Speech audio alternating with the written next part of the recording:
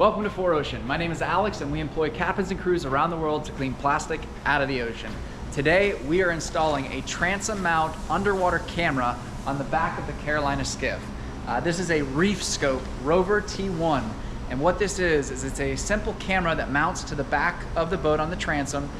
You run a wire to the Garmin GPS, and then we will be able to see what's under the vessel at any point in time. So it's going to be incredibly handy for cleanups, for scouting tires, for scouting all sorts of debris, and today we're going to get this thing installed, so let's make it happen.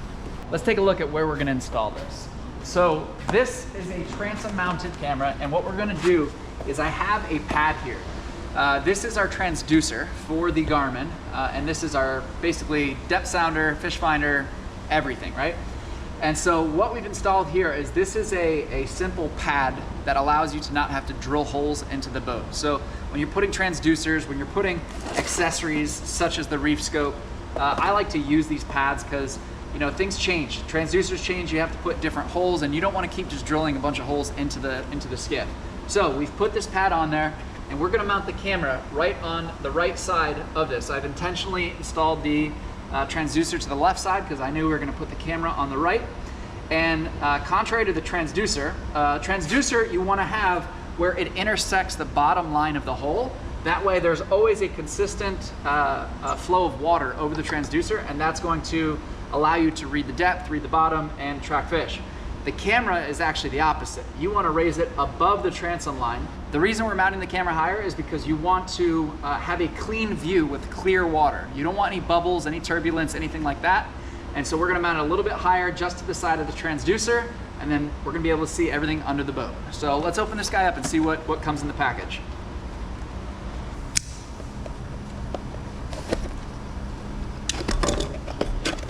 All right, we've got a nice little sticker. We got the user manual, all the hardware, and this is the actual camera. So if you look at this guy, it's got a small little camera in there, all stainless steel. This is a longer wire so that you can run it and install it, and then you've got the stainless steel mount. So it's a pretty straightforward operation. This hooks into the back of the GPS unit. Here, positive and negative terminal, and you just install it. I mean, there's not a lot to it. We're gonna get this thing put onto the skiff, run the wires, and see what she looks like. So we've got standard screws that are gonna go into the side, adjustable, and then just your straightforward base. So it's probably gonna be something like that right there, just enough so that you're not gonna get the actual transducer in the field of view, but you're also gonna be able to have it as close as possible to the bottom, so without hitting the you know, with the water fluid getting on it. This thing looks clean, it's sharp. I'm stoked, I can't wait to install this. I'm taking the small set screws and I am putting them in the side just to see where the mount is going to line up. So you've got a small little washer, small little set screw, and they're going right in the side, and it's got a, you know, a little bit of an adjustable, it's designed in a way where it's got more of a, you have more flexibility to change the angle, so you can move this guy around a bit, which is nice. I'm probably going to go straight down with it, with you know, the view, the field of view. What we'll do is we'll get this, you know, get the mount on. I'm going to put it here. I'm going to run the wire just loosely, and then I actually want to hook it up to the back of the GPS and turn everything on. So basically, I want to hook it up to the GPS, switch it into the camera mode, and then that way we can adjust it up or down, left or right, and just make sure that the field of view isn't, you know, hitting the transducer or hitting the skiff, and try and just get it for the best optimal, most optimal viewing angle. But so that's what it looks like. You've got a little mount. It's adjustable to kind of lean it back, lean it forward, and yeah, this looks good. Whenever you're installing the mount, you want to line it up on your transom. It's a little bit angled on one side, so if you put it on the transom, you want to try and have it as level as possible. If you flipped it upside down, see how it's much more angled down? So we're going to put it like this, so that way it's going to be level. There's a logo on the front, Reefscope, that's going to be facing out, and we're going to put our set screws in. So these set screws are just small little adjustable bolts that are going to go into the side, and it's got an adjustable design to the mount so that you can change the angle. So if you want to point it back a little bit more, point it straight down. You got some options here. I'm really stoked about this because there's so many times that we go over debris in like somewhat shallow areas. Like, you're not going to use this in, you know, a few 100 feet deep and be able to see exactly what's on the bottom unless you have unbelievable viz. But most of the time, this is going to be used for us. We're going to use it probably in, you know, 10, 15, 20 feet of water. But a lot of the times we see like dark circles, and we always think like, are those tires? Is it debris? Is there an old crab trap? Like, what is that in the water? And you got to put on the mask, dunk your head in, and try and see what's down there.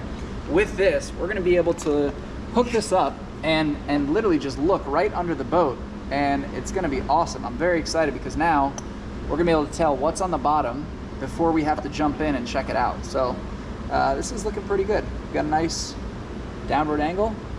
We're looking straight. All right, so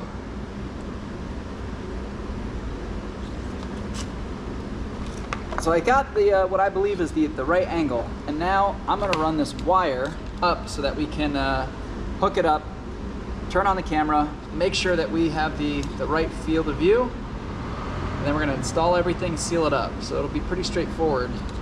But we're going to run this cable up. So the transducer wire, I'm just going to follow that same transducer wire up and through the boat, and then run it back into the GPS, the Garmin. All right, so a lot of this is coming out of the rigging tube here. So I'm just going to follow the same line that I did earlier with that transducer for the Garmin. We're going to go back under the hydraulic hoses. And this will be just rough right now, but we'll come back and we'll cable tie all this and make it nice and clean. But we're going to go through this access hole here. We're going to run the cable, run it up under the vessel through the rigging tube. That's going to go into the center console, and then there is where I can hook this to the back of the GPS, and I'm going to rig up a temporary positive and negative, so a positive and ground. So first things first, we're going to get this guy through here, and then we access this under this hatch. What I'm going to do is try and pull this through as far as possible before I have to run the snake. So now what we're going to do is pull this cord through, trying to get enough to go through the rigging tube. So on the back of the Garmin, there is a port called CVBS. I don't know if you guys can see that right there, but CVBS. And in the Reefscope kit comes this little adapter. So what you do is you're going to twist this adapter on there. That's going to mount, so that's solid. And then now you're going to take this RCA end, and that's going to go into the back of it. So now you're hooked up. So this is in the back of the Garmin. You're solid there. And now all we have to do is we have to energize these guys. So I'm going to put some temporary connections on here. In the future, what I'm going to do is you want to put a 1/2 amp fuse on the positive terminal, and then you want to ground the negative. So I'm going to put a 1/2 amp positive 1/2 amp positive fuse on the red positive cable, and then I'm going to run it to a switch. So just like one of these switches, it's going to be hooked up to the back of the Garmin. And so what that'll do is you can turn it on or off. Otherwise, it's going to drain your battery. So if you have that as an always on switch, it's always going to be slowly draining power out of your battery, and you want to be able to turn that on and off whenever you're going to use the camera. So right now I'm going to rig these guys up with some temporary plugs so that we can turn on the camera, energize it, see the field of view, move that mount however high we want on the back of the transom, screw that guy in, make sure everything's solid, zip tie up the cables, clean it up, and then come down here, install that fuse, and we're ready to rock and roll. We're ready to go see what's on the bottom of the ocean.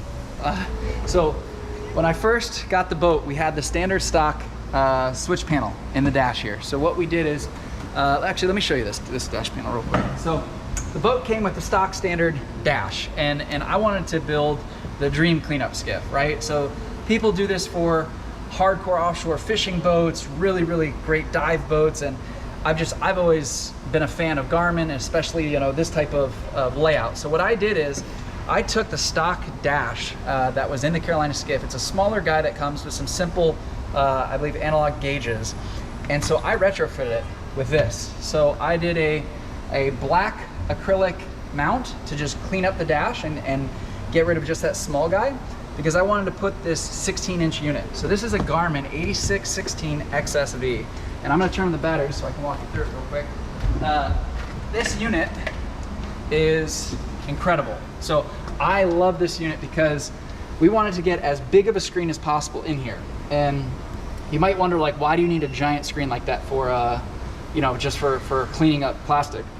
And there's so many benefits to having a big screen like this. So not only, little sound system, not only do we have access to hook up accessories like the Reefscope, we're gonna have a camera on here, but there's even underwater drones, there's underwater equipment that we can hook up into the GPS and use this as a display. And now we'll literally be able to see what's down on the bottom of the ocean, track what we're doing, track divers. You know, it's safer across the board. And we're stoked to partner with Garmin in order to outfit this vessel. And it's so nice. It's such an intuitive platform. I'm a big fan of the Garmin platform overall. You know, we have long been needing equipment like this for our cleanups to be able to streamline things and just do things safer. I think that's one of the big benefits across the board. So now, just like this with the sonar, with the chart plotter, we're gonna be able to put our the camera up here. So you're gonna see this as a display screen. So that's pretty cool. So to give you the explanation of under the console, right now I am waiting because what we're gonna do is we're installing a custom switch. So right here you can actually see this was the old dash panel. So this had standard analog gauges. I just have it zip tied up right now. And it's a mess down here from an electrical perspective, but we are redoing the entire electrical. So I'm installing what's known as a boat switch. So that is an electric component that will hooked into the Garmin display. And so I'm gonna take all of these wires, and instead of being on your standard analog switches, they're gonna be installed into digital switches. So we're gonna use the actual Garmin display itself to turn accessories on. It's an awesome feature. It's really cool. It's gonna help get rid of a bunch of like really just older style switches and clean up under this dash a lot. So that's why this is a little bit of a mess, but we're gonna clean this up once that system gets here. And right now, this is that pull cord that I had run from the other side. So I'm just gonna go ahead and start pulling this guy and try and just get this through. Sometimes this is like a hard project because the wires wanna get bound up and you don't want to pull too hard, but what I might do is go back there and you got to shake it, move it, and just kind of pull everything through because it gets binded up. The first pull through, it's not easy. You got to use like a snake, or I use actually a long pipe that I push back, taped it, pulled it through, and then you get it up to the front. But that's always rigging. Rigging in boats is always a nightmare. I'll be honest with you, we just did a lot for this T-top, getting it through the floor, and I think you guys saw that video. If you haven't, you can check it out. You know, installing the T-top. But running these cables through things, you're always working in tight spaces, you're getting covered in fiberglass. Something always goes wrong, I mean always. But, you know, instances like this, you just want to kind of move stuff around, pull it back a little bit, keep pulling through. And we're just slowly getting tension on it. There it goes, right there. And there it is. So boom. So now we have the cable for the camera and we're good to go. So you don't want to pull too far on this because you want to be able to pull it back so you can keep running stuff. So what I'm going to do is I'm going to untie this and then, and now we're good to go. So we're going to start hooking everything up. All right, this guy's hooked up. Let's go see if we can find out if this thing works. So, if we're gonna go home, I think under vessel, and then there's video. Hey, look at that, dude. All right, so we got the camera there. Hello camera. Now, you could literally have a camera on the back of the boat. You can see exactly what's out there. It's, there's so many applications for this. I'm fired up. Take this mount, and now I'm gonna be able to watch the screen. And down here, we're going to mark it. So what I'll do is I'll put this on the transom. We're gonna raise and lower it until we know exactly where we have the best view. We're gonna mark it with a pen or pencil, and then come back, screw it in, clean up these wires, zip tie everything, get it really nice and clean, and then get that final little switch rigged up. And we're styling. So this guy's gonna go something like this. So what I'm gonna do is I've got this pen or this Sharpie here. You want it just flush right before this edge starts to curve. You kind of want it right on that, right? And so we'll just go up and down, and I want it probably about like there. I think that's gonna be good.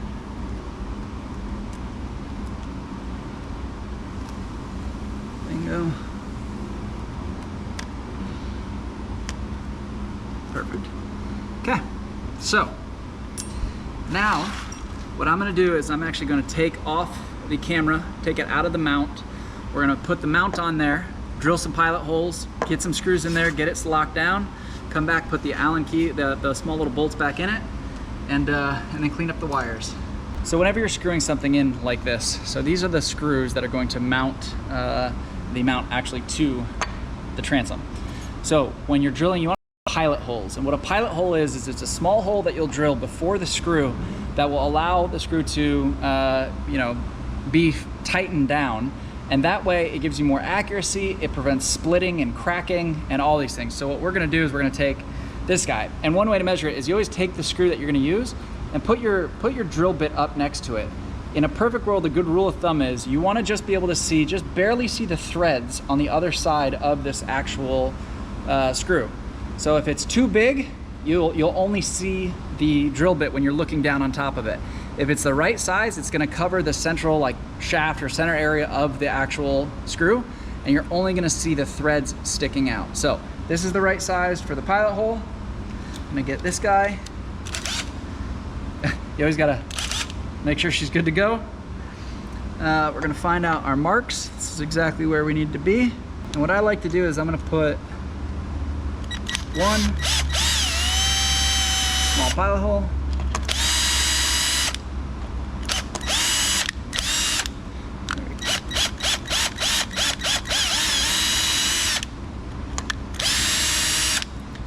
not go too far. You don't want to go through to the actual transom. So that's the whole benefit of this. I think it's called a transom saver. Little piece of like particle board or particle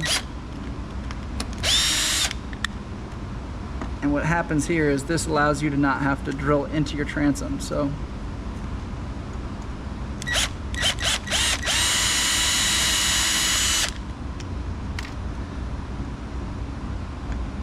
okay. So we're going to switch over to a Phillips bit, like this guy. Take our mount, make sure we're in the right way. Put the first screw.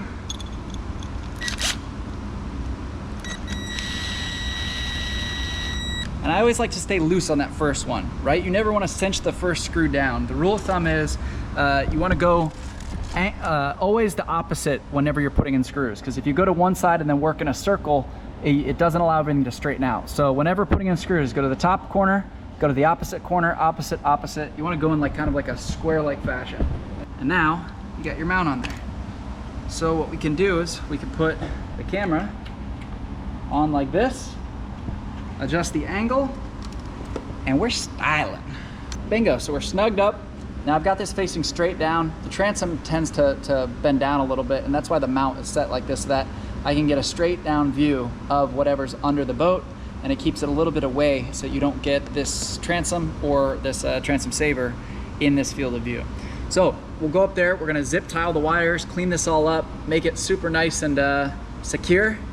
It looks pretty clean, I gotta say. So what I'm doing right now is I'm just zip tying these cables together and trying to clean everything up. And you know, the topic that a lot of people ask us about, like these zip ties, they're plastic, right?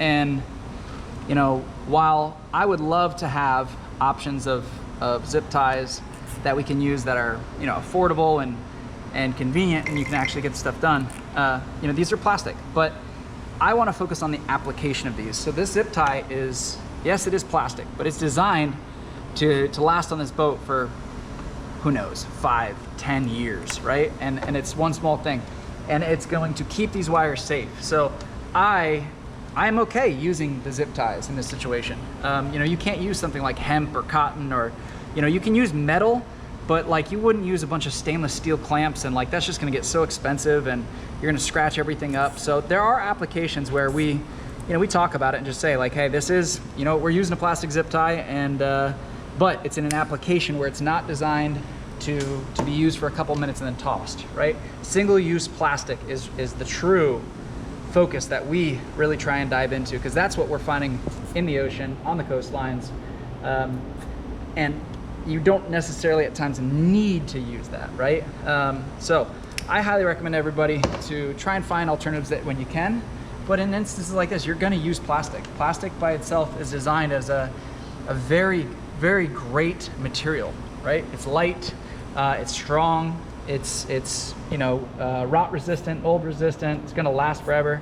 That's why, like, when we see things like even in the medical industry, like you have to have medical, you have to have plastic in the medical industry just due to sanitary purposes and keeping things clean and sterile. So that's just something I want to talk about with these zip ties.